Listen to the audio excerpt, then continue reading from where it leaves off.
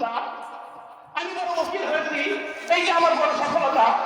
আমি বড় বক্তা হয়েছি, আমার মাহফিলে লক্ষ লক্ষ শ্রোতা হয়, এইটাই কি আমার জীবনের বড় সফলতা?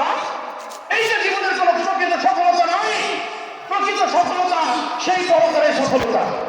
আল্লাহ তাআলা বলেন, وَإِنَّمَا تُوَفَّوْنَ أُجُورَكُمْ يَوْمَ الْقِيَامَةِ فَمَن زُحْزِحَ عَنِ النَّارِ وَأُدْخِلَ الْجَنَّةَ فَقَدْ فَازَ। দুনিয়াতে আপনি কৃষক ছিলেন, আপনি দুনিয়াতে দিন মজুর ছিলেন, ভ্যান চালাচ্ছিলেন, আপনার বাড়ি তিনতলা ছিল না, দুতলা ছিল না, আপনি গরিব হতে পারেন, আপনি ভালো খাবার খাইতে পারেন না, আপনি ভালো পোশাক করতে পারেন না, এইটা কোনো বিষয় নয়। আপনি যদি ঠিক মতো আমল করতে পারেন, ঠিক মতো যদি ইবাদত বন্দেগী করতে পারেন, আল্লাহ তাআলা যদি আমাদেরকে সেই আখিরাতে জাহান্নামের আগুনটাকে দূরে সরিয়ে দিয়ে যদি আল্লাহ তাআলা জান্নাতে আমাদেরকে দেন, ওইটাই হবে আমাদের জীবনের প্রকৃত সফলতা। এইটাই আমাদের সফলতা। The real success is life in the hereafter. আমাদের জীবনের সফলতা সেই আখিরাতের প্রকৃত সফলতা। দুনিয়াতে যেমনই হোক না কেন, এই যে সামান্য শুধু একটা পথ, সামান্য একটা সফর, এই সফর একদিন শেষ হয়ে যাবে। আপনি ধনী হন, আপনাকে মরতেই হবে। আপনি গরিব হন, আপনাকে মরে যেতেই হবে। আপনি যেই হন না কেন, আপনাকে মরে যেতে হবে। সুখে থাকলেও মরে যেতে হবে, দুঃখে থাকলেও মরে যেতে হবে। একদিন এই দুনিয়া ছাড়তেই হবে। কাজেই এই দুনিয়াটা থাকার জায়গা নয়, এই দুনিয়াটা চিরস্থায়ী জায়গা নয়। আমাদের সফলতা সেই সফলতা আল্লাহ তাআলা যদি আমাদের আমলের বিনিময়ে আমাদেরকে যদি জান্নাত দেন, জাহান্নামের আগুনটাকে দূরে সরে দিয়ে, ওইটাই আমাদের জীবনের প্রকৃত সফলতা। তাহলে এই প্রকৃত সফলতা আমরা কি চাই?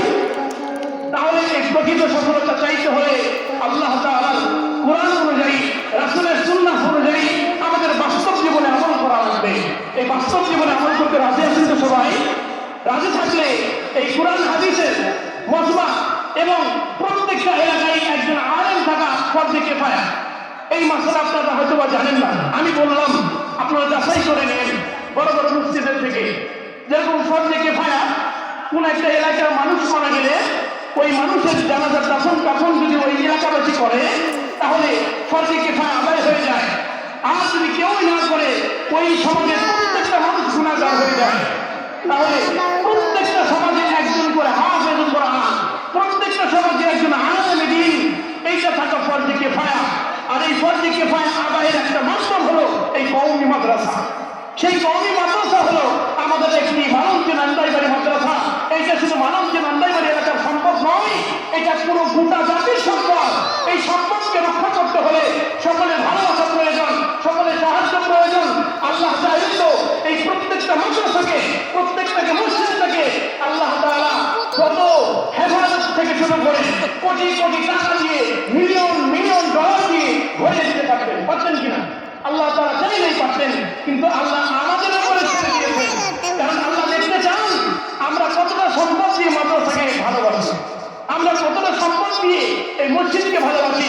কাজেই এই মানুষকে নান্দাইবাড়ি মাদ্রাসার পাশে থাকবেন তো সবাই ইনশাআল্লাহ। এই মাদ্রাসার